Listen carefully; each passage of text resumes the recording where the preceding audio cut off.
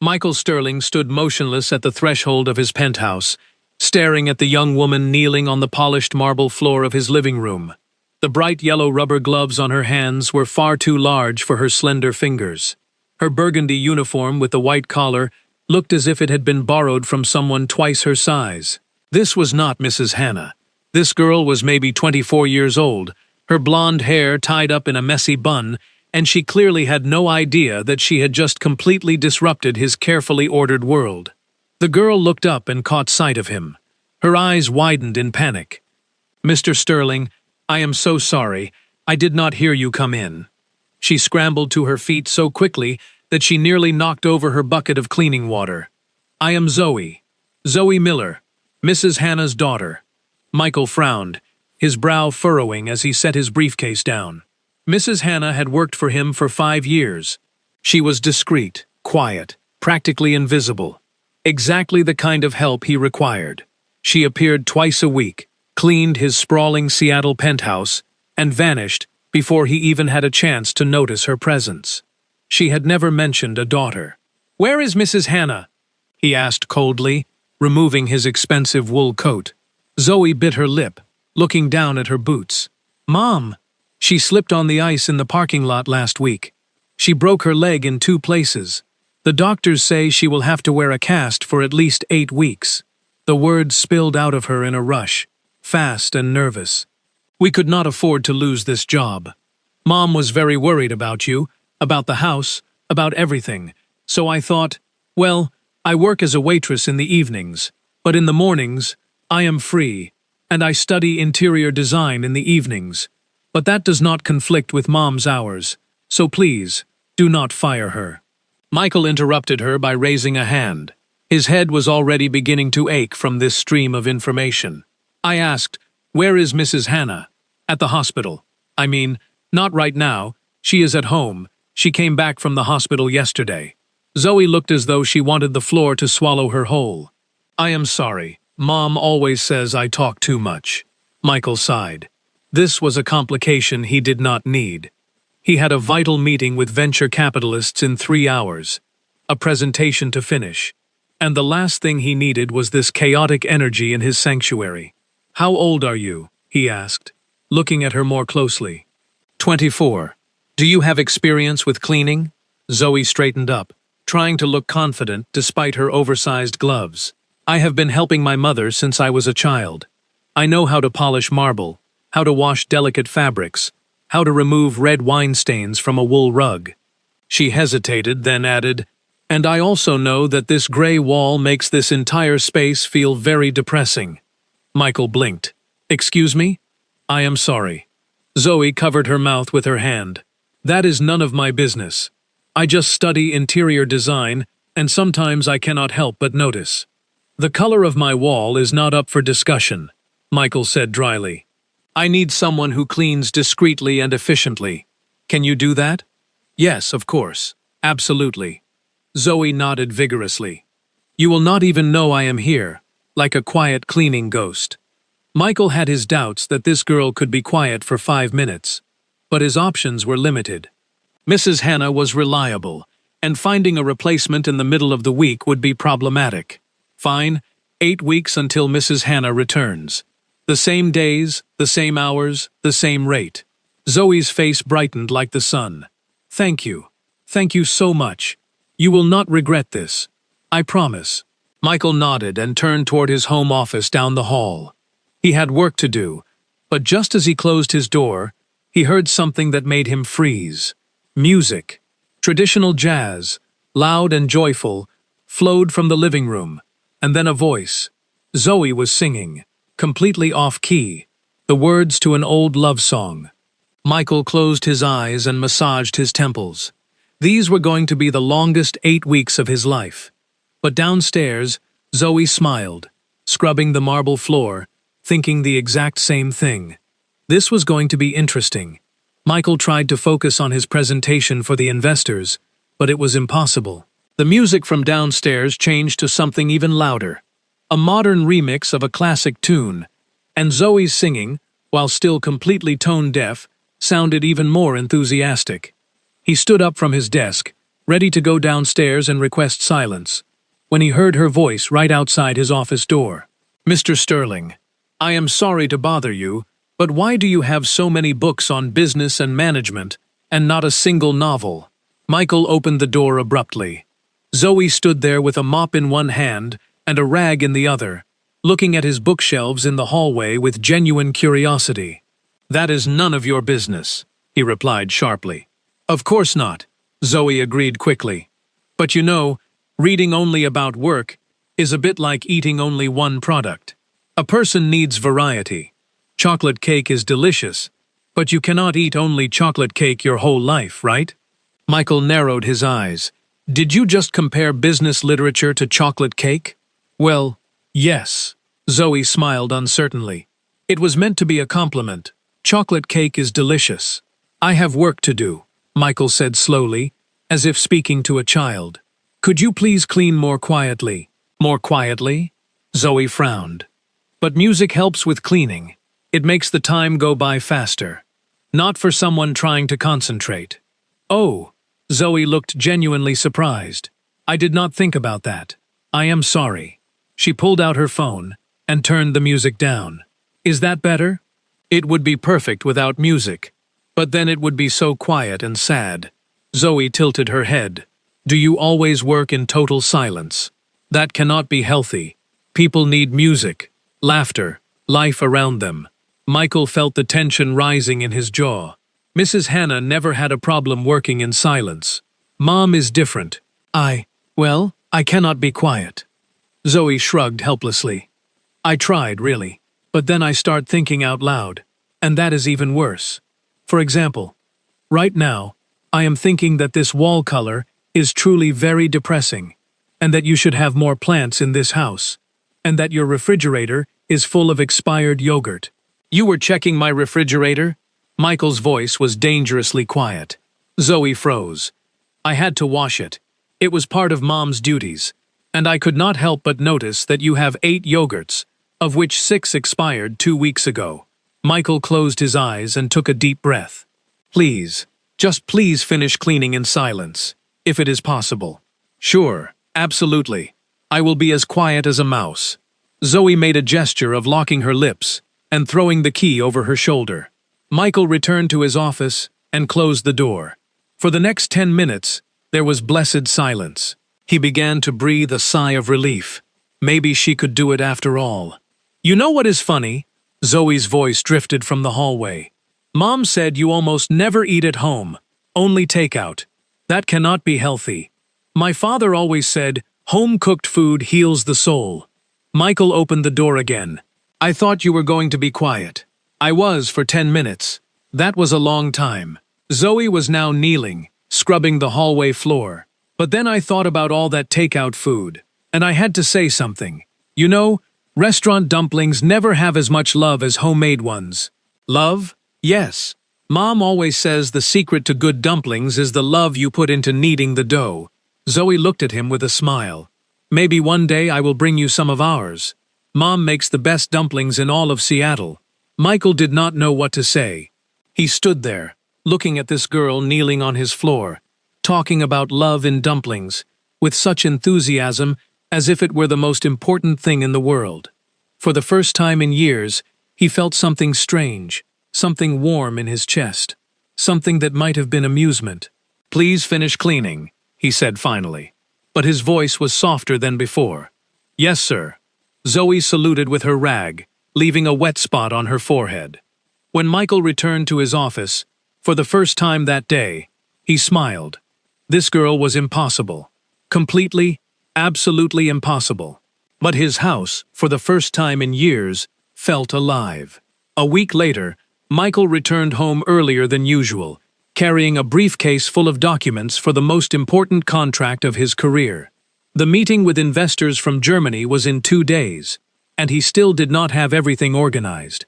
Papers, notes, drafts, everything was scattered across his office in a chaotic system that only he understood, or at least, that is what he thought.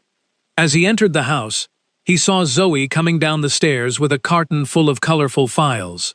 Her hair was tied up with a bandana, and there was a smudge of dust on her nose. "What are you doing with my documents?" he asked sharply, feeling panic grip his stomach. Zoe jumped, nearly dropping the carton. "Mr. Sterling, you are still here. I mean, you should not be at work. Answer the question. What are you doing with my papers?" "I am organizing them," she said enthusiastically. "I went to clean your office today and I saw the chaos. Papers everywhere, on the desk, on the floor, some even behind the radiator. How do you find anything in there?" Michael ran up the stairs, brushing past her. When he opened the office door, he stopped dead. His desk was clean. Completely, unnervingly clean. All the piles of papers had vanished. The walls now had a colorful mural. A large corkboard with documents pinned according to some system he did not understand. Yellow, blue, green, and pink sticky notes covered everything like a rainbow eruption. "What did you do?" he whispered, feeling as though the world was collapsing. Zoe entered behind him, still holding the carton. "I created a system. Look, yellow is contracts to sign, blue is technical documents, green is correspondence, pink is deadlines." She walked up to the board, pointing with pride. "And here I created a timeline for the entire project. Each stage has its own section, with dates and responsible people.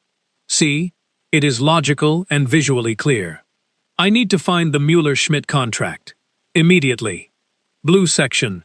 Third file from the left. Binders are alphabetical." Zoe handed him the blue file. Michael opened it with trembling hands. The contract was there, along with all the addendums organized chronologically. But that was not the end. Zoe had attached small, colorful sticky notes with memos.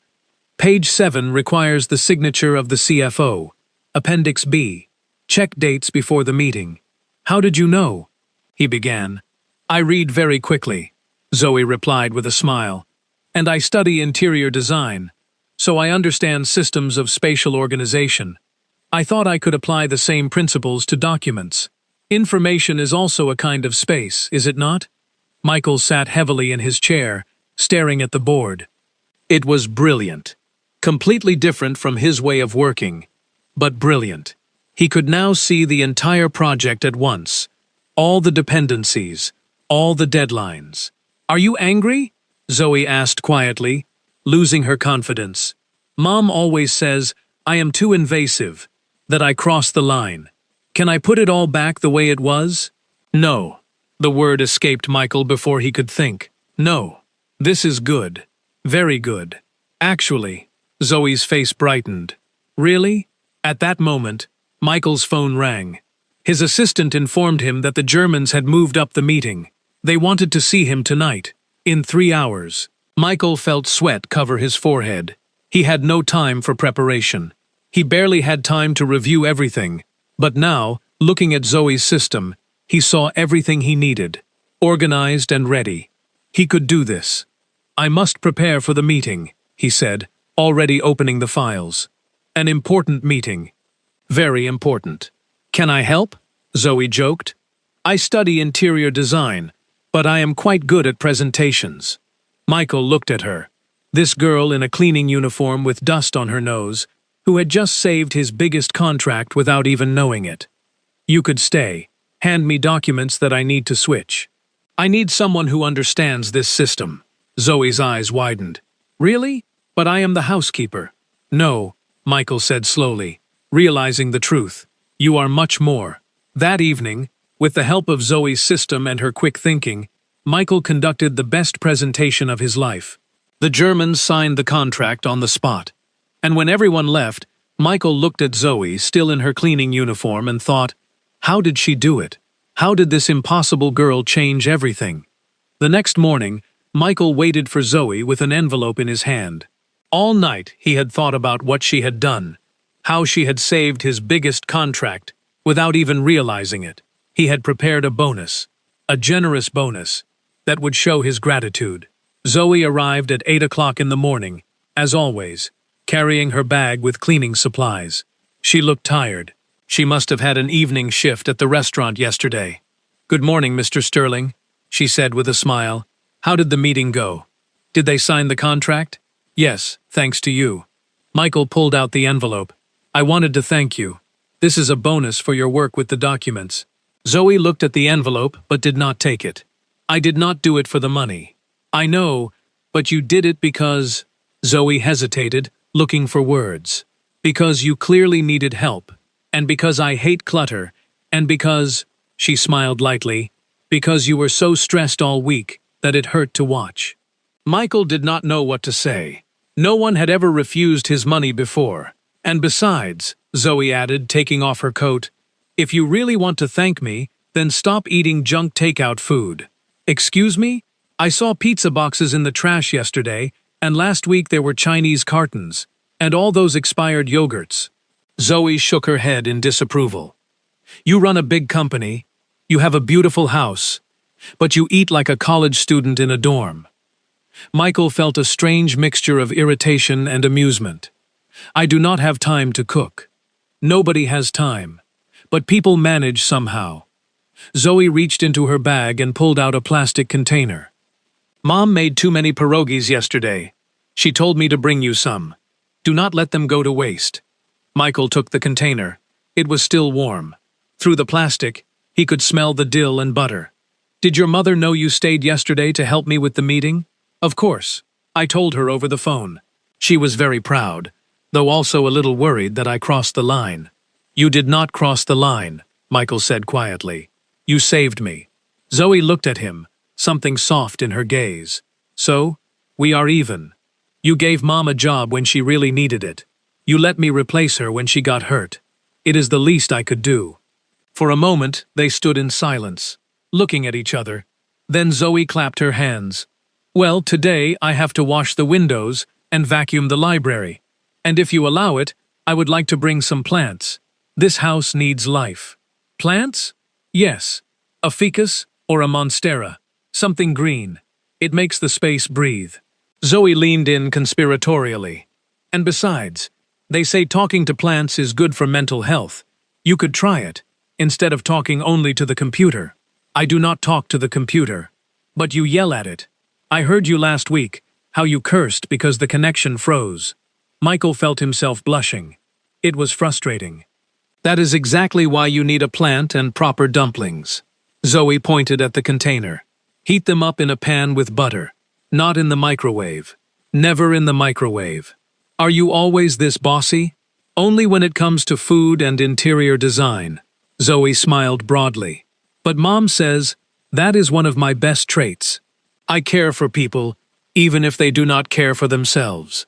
Michael watched as she walked to the kitchen for a bucket, humming under her breath. He looked at the container of pierogies in his hands, at the envelope with the bonus she refused to take, at the colorful system in his office that had changed his life. This girl was like a tornado. She had fallen into his ordered, sterile world and turned everything upside down. And the strangest thing was that he liked it. That evening, Michael heated the pierogies exactly as Zoe had instructed, in a pan with butter. They were the best he had eaten in his life. Sitting alone in his big dining room, for the first time in years eating home-cooked food, Michael thought about Zoe, about her smile, about her talkativeness, about how much she had changed his life in just 1 week. And for the first time, he wondered what would happen when those 8 weeks were over. 2 weeks later, Michael had a problem. He had been invited to a charity gala, one of those elegant events he hated, but had to attend for business reasons. The problem was not the event itself. The problem was the fact that there would be dancing, traditional Polish polonaise. And Michael had no idea how to dance the polonaise. That day, Zoe arrived at the house as always, singing something about flowers and love. Michael waited for her in the living room, looking uncharacteristically nervous. Mr. Sterling, everything okay? She asked, taking off her coat. You look like you saw a ghost. I need a favor, he said with hesitation. Zoe raised her eyebrows. A favor from me? I have an event on Saturday. There will be a traditional dance, a polonaise. Michael ran a hand through his hair. I do not know how to dance. For a moment, Zoe just stared at him. Then she burst out laughing, a loud, joyful laugh that filled the entire living room. You do not know how to dance a polonaise, but you are Polish. I was too busy building a company to go to dance lessons, Michael grumbled defensively. Zoe wiped tears of laughter from her eyes. Oh my God, that is okay. Okay, I can teach you, but we only have 3 days, so you must be a diligent student. Seriously? You will help me? On one condition. Zoe crossed her arms, trying to look serious, but the corners of her mouth still trembled with a smile. Stop calling me Ms. Miller. That is too formal when we are going to be dancing together. Fine, Zoe. Better? Zoe clapped her hands. Well then, let's start. But first I have to move the furniture. For the next 10 minutes, Zoe transformed Michael's elegant living room into a dance floor, pushing aside sofas, moving the rug, creating space. Michael stood to the side, feeling increasingly foolish. Okay. Zoe placed her phone on the shelf, playing the traditional Polonaise music. The basics are simple. It is a 3-step dance. 1, 2, 3. 1, 2, 3. 1, 2, 3. Watch my feet. She demonstrated the steps, moving with grace and lightness that surprised him. She no longer looked like a housekeeper in an oversized uniform. She looked like a dancer, confident and beautiful. Now you try. Michael tried. He really tried, but his legs refused to cooperate with his brain. He went left instead of right. His feet tangled, and he nearly fell. Zoe burst out laughing again. Mr. Michael, you are the most successful businessman I know, but you cannot count to 3. It is harder than it looks, Michael defended himself, feeling his cheeks burn. Let's try together. Give me your hand. When Zoe took his hand in hers, Michael felt a strange electric sensation running through his arm. Her other hand rested lightly on his shoulder, and his own hand found a place on her waist. It was the first time he had touched her that way. Okay, feel the music. 1, 2, 3. I step back, you step forward. They began to move. Michael immediately stepped on her foot. Sorry, it is okay. Let's try again. He stepped on her foot again. And again. And again. Maybe you should stick to contracts, Zoe teased. But her eyes were warm, without malice. Maybe I should hire a professional dancer as a double, Michael replied dryly. No, we do not give up. Zoe cupped his face in her hands, forcing him to look at her. Look at me, not at your feet. Feel the rhythm and listen to the music. They tried again. This time, Michael focused on her eyes, dark, full of encouragement and patience. He stopped thinking about the steps and just let his body follow her. 1 step, 2 steps, 3. Yes, that is it. Zoe beamed with pride. You did it. They continued dancing across the living room, awkwardly, with a few stumbles, but together. The music filled the space, and for the first time, Michael understood what Zoe meant when she talked about life in the house. It was not the walls, furniture, or decor. It was this moment. Laughter, music, human warmth. You see, Zoe said when the music ended, but they still stood close, not letting go. You are not hopeless. You just need someone to show you how to stop thinking and start feeling. Michael looked into her eyes, feeling his heart beating too fast. Thank you, he whispered. And Zoe, for the first time since they met, had nothing to say. The storm came without warning, typical for a Seattle spring, sudden and relentless. Michael was at the office, finishing a meeting, when his phone rang. It was Zoe. I am sorry to bother you, she said, her voice barely audible over the sound of the wind. The bus broke down. I will be late. Where are you? He asked immediately. At the corner of 4th and Pike. But do not worry. I will wait for the next one. Do not move. I am coming for you. 15 minutes later, Michael saw her standing at the bus stop, completely soaked. Her hair was plastered to her face. Her clothes were wet through, and she was shivering like a leaf. Something squeezed his heart at the sight. He stopped the car and jumped out, not caring that he was getting wet himself.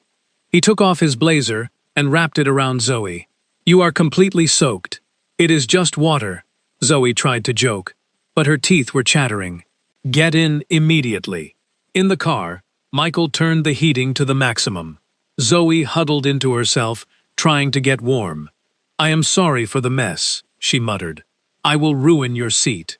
"Worry about yourself, not the seat." Michael cast her a sharp look. "You could catch a cold. Why didn't you wait in a store?" "I did not want to be even later. Mom always said punctuality is respect." "Your health is more important than punctuality," Michael grumbled, driving through the flooded streets. When they arrived at his house, Zoe was still shivering. Michael made a decision. "First, you will take a hot shower, then have some tea. Discussion is not an option." "But I should be cleaning."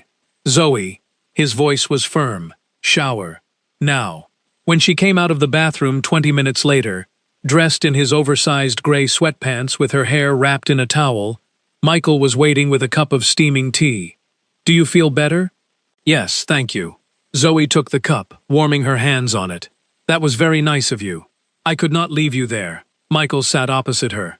"Besides, your mother would kill me if something happened to you." Zoe laughed. "That is true. Mom can be terrifying when she wants." "I will tell you something," Michael began. "Since you have been working here, this house has changed. It is not just about cleanliness or organization. It is warmer, more like a home, and not just a place where I sleep." Zoe looked at him, surprised. "Really? Really?" Michael hesitated, then added, "And I am changing too. I eat home-cooked food. I listen to music. Yesterday I even bought a plant." "You bought a plant?" Zoe's eyes widened. "Which one?" "A ficus, just like you advised." He smiled lightly.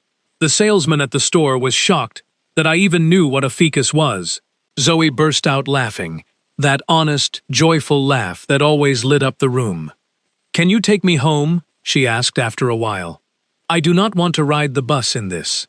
"Of course, but—" Michael stood up, walking to the window. The downpour had intensified. "Maybe we should wait until the storm lets up a bit." "Okay." Zoe curled up with the cup. "In that case, maybe we can continue our dance lessons. The gala is already on Saturday." Michael looked at her, the small figure in his oversized sweats, with pink cheeks from the hot tea, with eyes full of warmth. "Fine," he agreed, "but this time without shoes. My feet need a rest." Zoe laughed and set the tea aside. Michael turned on the music and held out his hand.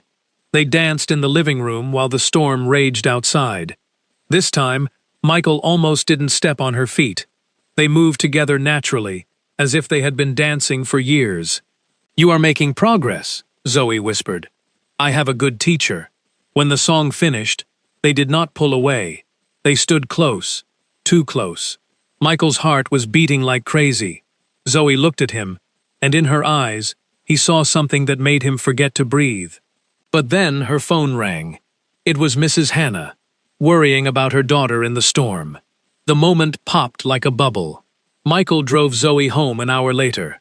The storm had eased, but something between them had changed. Something bigger than the storm, more dangerous than the rain. When he drove back and looked at her small, humble house, so different from his villa, he felt a sting of something in his heart.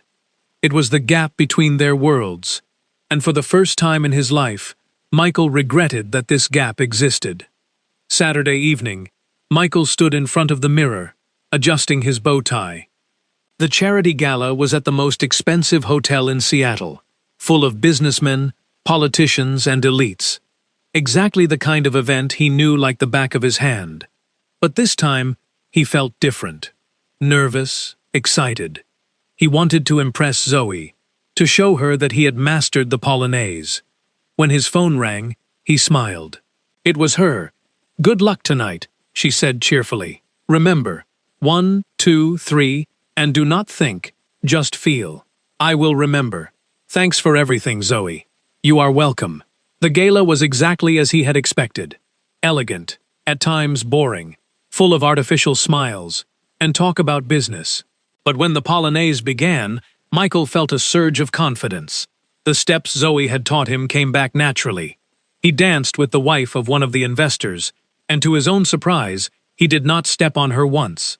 After the dance, he decided he would do something different, something spontaneous. He slipped out of the gala early and went to a small diner, that Zoe had mentioned one day. "The best grilled cheese in all of Seattle," she had said with a sparkle in her eyes. Michael had never been there before. The place was modest, simple, full of ordinary people. Workers after their shift, students with books, older couples over tea. He ordered a grilled cheese and a soup, feeling strangely out of place in his expensive suit. But the food was incredible. Simple, honest, full of flavor, nothing like the artificial dishes from elegant restaurants. Then, an idea came to him. On Monday, Michael waited for Zoe with a proposal. "I would like to invite you to dinner," he said before she could even take off her coat. "Tomorrow evening, if you want." Zoe froze. "Dinner? With me?" "Yes, as a thank you for the dance lessons and for everything else." Something flashed across Zoe's face. Joy, hesitation, uncertainty, everything at once. "Okay," she agreed finally, quietly. "But nothing fancy, okay? I do not feel well in those elegant places." "I have a better idea," Michael smiled. On Friday, he took her to that small diner, the same one he had been to on Saturday. Zoe was dressed simply. Jeans, a simple sweater, hair down. She looked beautiful. "The diner? Seriously? You said, 'Here is the best grilled cheese in Seattle.' I had to check." They sat at a small plastic table, ordered grilled cheese and soup. They talked about everything and nothing. About her design studies, about his beginnings in business, about funny childhood memories. "You know what is the best thing about diners?" Zoe asked. "They are real. Everyone here is themselves. Nobody pretends to be someone else." Michael looked at her honest smile, at the way she laughed loudly, not caring who was watching, at how naturally she felt in this humble place. "You are right," he said quietly. "This is better than any elegant restaurant." When they were leaving, Zoe accidentally tripped on the stairs. Michael caught her instinctively, his hands on her waist, her hands on his shoulders. They stood like that for a moment, too long for an accidental trip. "Thank you," Zoe whispered. "Always." But on the way home, Michael noticed something that made his heart stop. Zoe's best friend, Sarah, was standing across the street, looking at them with concern. The next day, Zoe came to work quieter than usual. She didn't sing, she didn't talk, she didn't comment on his decorative choices. "Did something happen?" Michael asked finally. Zoe turned. In her eyes was something sad. "Sarah saw us yesterday. She warned me." Her voice trembled. "She said, 'I am falling in love with you, and that it can only end in pain.' Zoe. And the worst thing is that she is right." Zoe clenched her fists. "You are my employer, a businessman, a millionaire, and I am just a housekeeper, the daughter of your housekeeper. You are not. I am." Her voice was firm but full of pain. "And when those 8 weeks are over, I will go back to being a waitress and a student, and you will go back to your world. A world I do not belong to." Michael wanted to deny it. He wanted to say she was wrong, that it could be different. But the words stuck in his throat, because deep down, he knew she was right. Their worlds were too different, and he was not sure if he was brave enough to jump across that gap. For the next few days, the atmosphere in Michael's house was tense. Zoe still came to work, but something had changed. She had gone back to being quiet and professional, just like her mother. She didn't sing, didn't comment, didn't reorganize anything without asking. Michael hated it. He missed her laughter, her talkativeness, how she filled the house with life. That day, he had an important meeting at home with Diana Kowalski, his business partner. Diana was 5 years older than him. Elegant, educated, from good Seattle elite circles. They always kept their relationship purely professional, though Michael knew she hoped for something more. Diana arrived promptly at 10 o'clock, dressed in a beige Chanel-style suit, with her hair pinned in a perfect bun. Her gaze immediately fell on the changes in the house. Colorful pillows, plants, curtains. "Interesting changes," she said with a cool smile. Apparently, someone here introduced a feminine touch. At that moment, Zoe came out of the kitchen, carrying a tray with coffee. Dressed in her burgundy uniform with her hair tied back simply, she looked like what she was: a housekeeper. "Good morning," she said quietly, setting the coffee on the table. Diana examined her from top to bottom. "You are new? What happened to Mrs. Hannah?" "This is her daughter," Michael explained quickly. "Mrs. Hannah broke her leg. Zoe is replacing her." "Ah." In Diana's eyes, something cold flashed. "How thoughtful of you to let family work for you. And I see the daughter is more creative than the mother. All these changes in your house." Zoe clenched her jaw but said nothing. "Zoe has a talent for interior design," Michael said defensively. "She is a student." "Oh, how cute," Diana smiled, but her voice dripped with condescension. "A housekeeper with aspirations. That is very ambitious." Zoe picked up the tray, ready to leave. "Wait," Diana said. "You can bring more sugar. This is too weak." "Of course." When Zoe left, Diana leaned toward Michael. "You must be careful with girls like that, Michael." "I am listening." "Young, ambitious girls from poor families."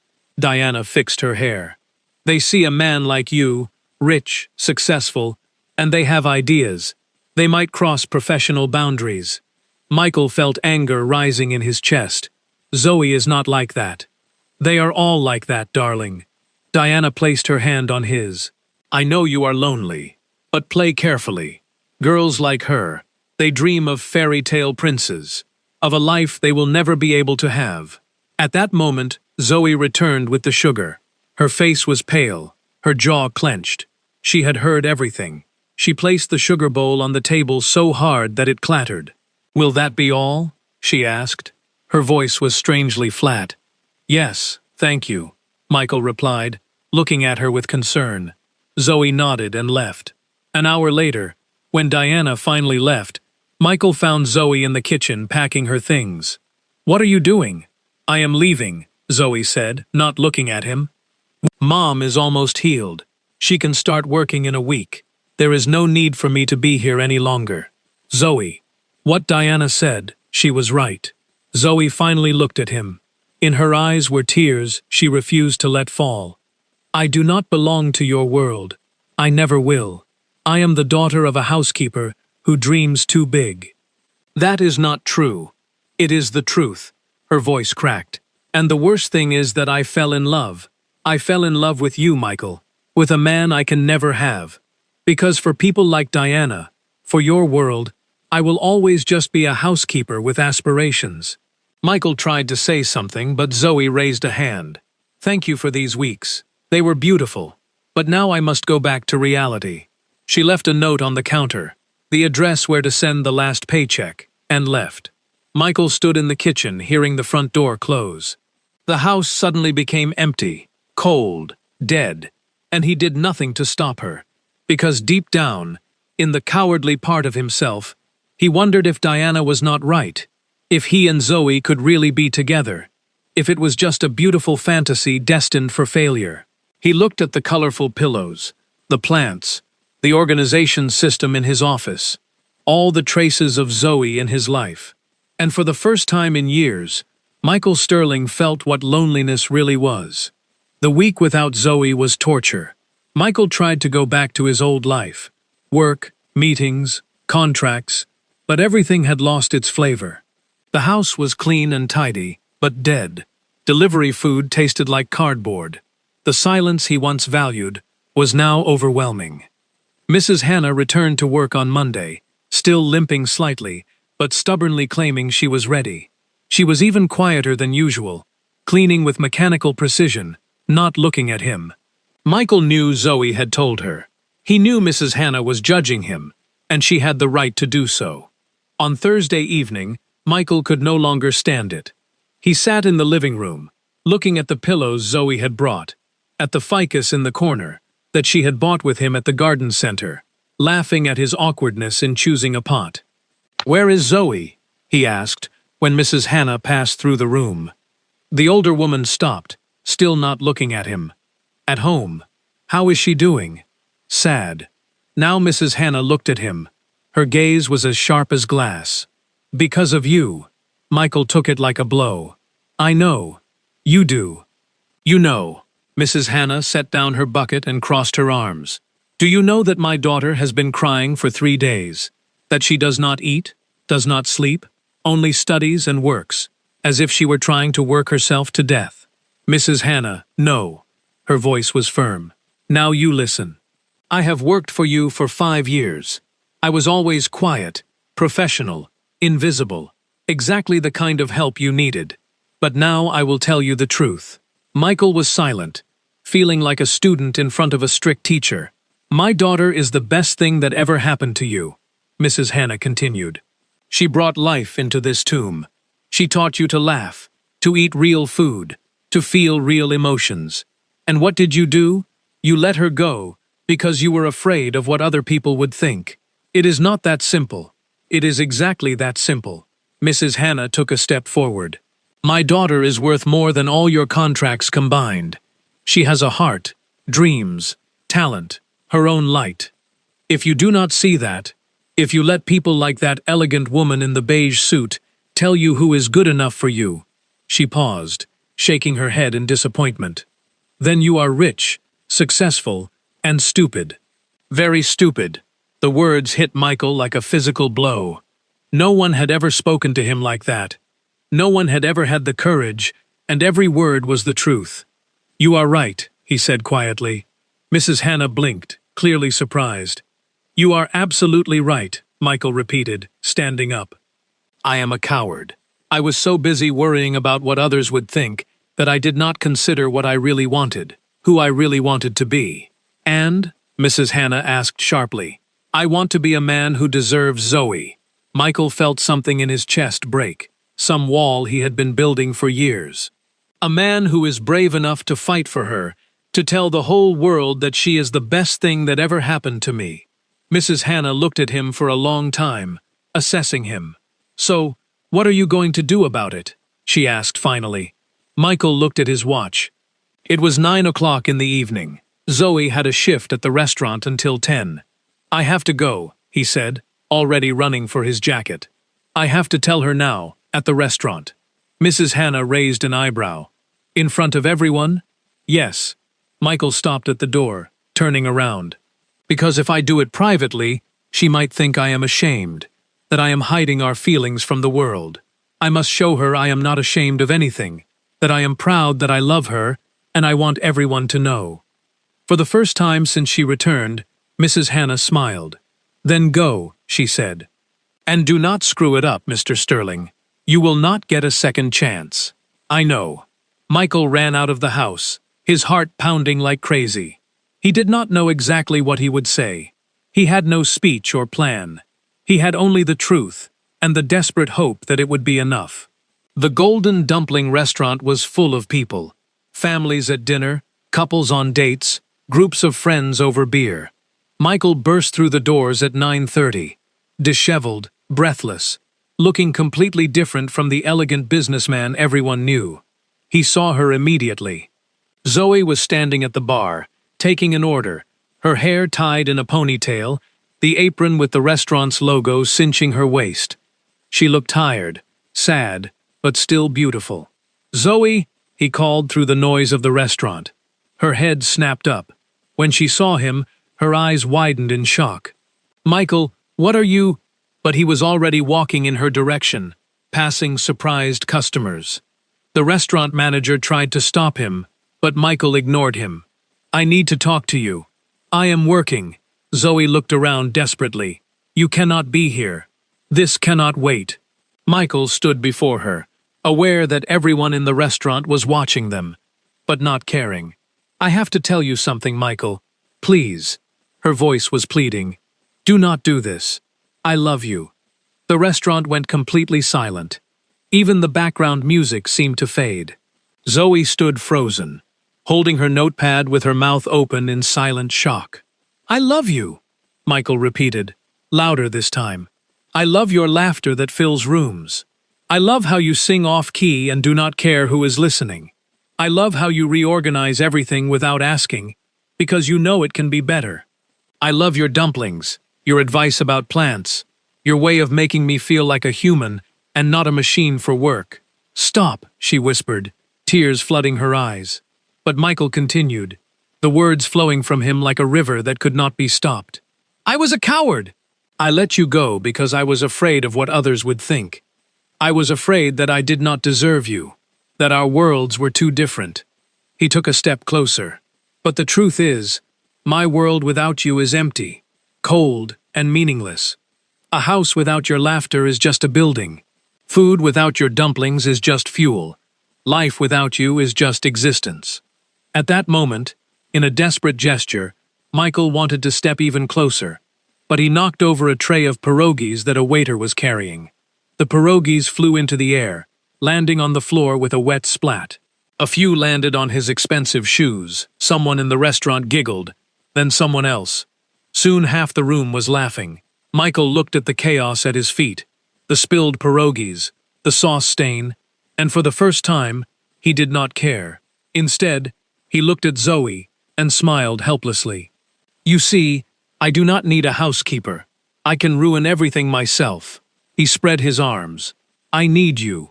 Not as a housekeeper, as a partner, as the person who will teach me how to stop being a businessman, a robot, and start being a human. Zoe covered her face with her hands. Her shoulders shook. He did not know if she was crying or laughing. Zoe Miller, Michael said, kneeling on one knee in the middle of the spilled pierogies, not caring that he was ruining his pants. I do not want you to clean my house. I want you to clutter my life in the best possible way. Will you give me a chance? Will you give us a chance? The restaurant waited in suspense. Zoe finally lowered her hands. Her face was wet with tears, but she was smiling. That wide, joyful smile that Michael had come to love. You are the most disorganized, workaholic, impossible man I have ever met, she said. Her voice trembled with emotion. Michael's heart stopped. And I love you too, you fool. She walked up to him, ignoring the pierogies under her feet, and reached out, helping him stand. Then, in front of the whole restaurant, she kissed him. Long, deep, with all the feeling she had suppressed for weeks. The restaurant erupted in applause, whistles and cheers.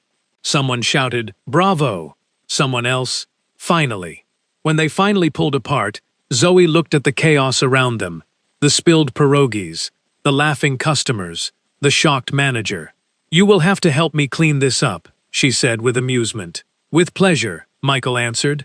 Starting from now, we will clean up all my messes together. And for the first time in his life, Michael Sterling did not worry about what others thought. He only cared about her. 6 months later, Michael's house was unrecognizable. The walls had warm colors, beiges, creamy yellows, delicate blues. In every room, there were plants. Photographs of Zoe's family hung alongside his own. His parents, her parents, all together, creating a new, expanded family. The living room had colorful pillows that Zoe kept moving, saying she was looking for the perfect composition. Michael's office still had Zoe's colorful organization system, but now a second large table stood there. Her own design desk with fabric samples, furniture catalogs, and sketches scattered everywhere. The design firm, Miller Design, already had a waiting list of clients who wanted Zoe's effect in their homes. Michael invested in the company, but insisted that everything be in her name. Your talent, your business, your success, he said firmly. Every Sunday was sacred. Mrs. Hannah came for dinner, always commenting that finally, someone taught this boy what a real home is. Michael tried making pierogies. They always came out crooked. Some exploded during cooking, but everyone ate them, laughing. At least you are trying, Zoe would say, kissing him on the cheek. Diana tried one more time. She offered Michael a lucrative business partnership. During an elegant dinner, he declined politely. I already have the best partner I could ever want. She reorganizes my life, from the office to my heart. The house, which was once a cold mausoleum of marble, was now full of laughter and music. Zoe still sang off-key while cooking, discussing what color to paint the guest room, and making plans for the future. Sometimes, when Zoe was absorbed in some project, Michael would just stop and look at her, thinking about how close he was to losing her, how he almost chose a lonely, rich, miserable life instead of this chaos, this beautiful, colorful mess that had become his life. "What are you thinking about?" Zoe would ask, catching him staring. "About how you entered my house to clean and ended up cluttering everything in the best possible way." Zoe would laugh, throw a pillow at him, and he would laugh as well. That autumn, they were planning their wedding. Small, in the circle of family, with pierogies instead of a fancy menu. Mrs. Hannah had already started planning. "If you think I will let my daughter get married without proper homemade pierogies, you are crazy." Michael looked at his house full of life, love, laughter, and thought about what Zoe had said once. "A real home is not the walls, it is the people inside." She was right, as always, and he had never been happier. Life, at its core, is rarely a straight line of perfectly ordered events. We often spend our youth and our middle years meticulously constructing walls, both literal and metaphorical, to protect our successes, our routines, and our status. We build these lives of marble and glass, so polished and so sterile that we become trapped by our own expectations of perfection. We convince ourselves that silence is peace, that routine is safety, and that keeping others at a distance is professional maturity. Yet, as Michael Sterling learned, the most profound joy is not found in the pristine order we force upon our world, but in the beautiful, messy, vibrant intrusion of another human soul. True wisdom often comes from realizing that vulnerability is not a weakness, but the bridge that connects us to what actually matters. When we allow someone into our space, whether it is our home, our office, or our heart, we are inviting the possibility of chaos. But it is precisely in that chaos that life happens. It is in the spilled pierogies on a restaurant floor, the off-key singing in a quiet room, and the unsolicited plants on a stark windowsill that we find the texture of human existence. Many of us spend a lifetime trying to control our circumstances, terrified that if we let our guard down, everything will fall apart. We fear that showing emotion, or allowing someone to see the messy parts of our lives, will make us look less competent or less respectable. But the reality is that the people who hold our lives together are rarely those who respect our boundaries, but those who are brave enough to cross them because they care enough to try. Loving someone, truly loving someone, requires the courage to be unpolished. It requires the humility to admit that, despite all our achievements, we are incomplete without the warmth of another. It asks us to look at the differences between our worlds, be they social, financial, or personal, and decide that they are not barriers, but invitations to grow. When we are older, we do not look back at our perfectly organized spreadsheets or our sterile, silent living rooms. We look back at the moments where we were brave enough to be messy. We look back at the people who taught us to dance when we thought we had 2 left feet, and who fed us when we didn't know we were starving for more than just calories. The lesson is simple but difficult to execute. Stop trying to control the world around you so tightly that you suffocate the life within it. Embrace the clutter of real human connection. Let people in. Let them rearrange your shelves. Let them color your walls. And let them change your song. Because a house is just a structure, but a home is a collection of messy, joyful, imperfect moments shared with the people who make it worth living. Never be afraid to trade your perfect, lonely order for a slightly chaotic, beautiful, and shared reality. That is where life is truly found.